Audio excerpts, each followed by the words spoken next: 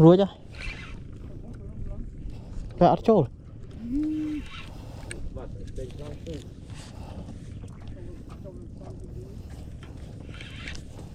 chạy tí tí mà có ai phải không ôi à ô nở chỗ đấy nơi này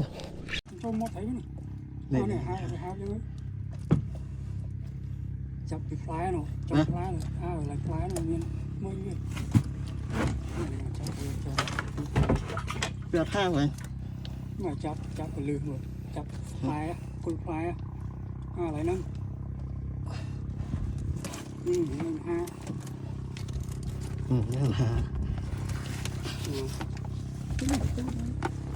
thì lâu pi bay lần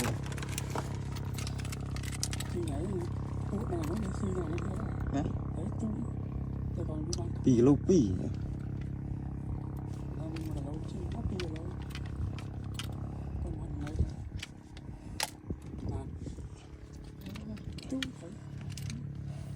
đó hơi lưng